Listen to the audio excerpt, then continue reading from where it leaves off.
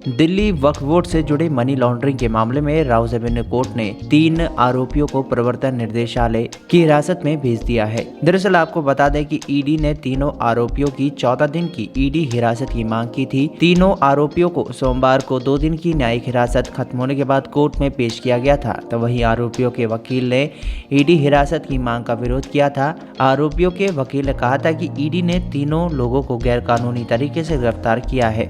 आरोपियों के वकील ने ईडी हिरासत की मांग का विरोध किया था और कहा था कि इनको न्यायिक हिरासत में रहने दिया जाए। यह मामला रेगुलर कोर्ट में ही सुना जाएगा। बता दें कि राउस एवेन्यू कोर्ट ने दिल्ली वक्फ बोर्ड से जुड़े मनी लॉन्ड्रिंग के मामले में आरोपियों की ईडी की मांग वाली याचिका पर सुनवाई के दौरान दलील दी गई कि हमारे मुवक्किल को 10 नवंबर को सुबह 11 बजे बुलाया गया था और रात भर ईडी मुख्यालय में रखा गया। आरोपियों के वकील ने दलील दी कि उन्हें सोने नहीं दिया गया, चेयर पर बैठा कर रखा गया। इतना ही नहीं, परिवार वालों से बातचीत नहीं करने दी गई।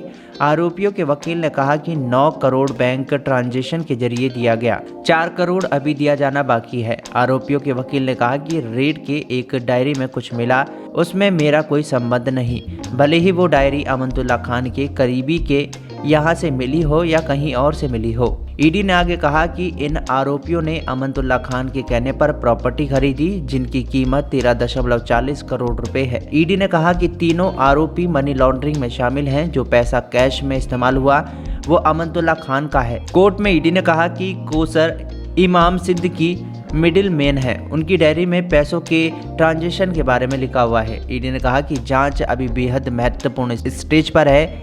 बीते 3 महीने में कई जगह रेड की गई, उसमें कई अहम दस्तावेज जब्त किए गए हैं। जांच एजेंसी ने कहा कि तीनों आरोपियों को एक साथ पूछताछ के लिए बुलाया गया था, जिसके बाद इनकी गिरफ्तारी की गई है। ईडी ने आगे कहा कि जो दस्तावेज जब्त किए गए हैं उसको आरोपियों से कन्फ्रंट करवाना है। ईडी ने कहा कि तीनों आरोपी 10 नवंबर को 12 बजे आए थे। उसके बाद से लगातार इनसे पूछताछ की गई।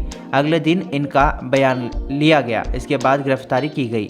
वहीं कोर्ट में आरोपियों के वकील ने कहा कि तीनों आरोपियों के ईडी मुख्यालय पहुंचने के रिकॉर्ड को मंगाया जाए। ईडी का ये कहना गलत है कि तीनों आरोपी 12 बजे ईडी मुख्यालय पहुंचे थे, जबकि तीनों लोग 11 बजे ईडी मुख्यालय पहुंचे थे। आरोपियों के वकील ने कहा कि तीनों लोगों की गिरफ्तारी गैर कानूनी है।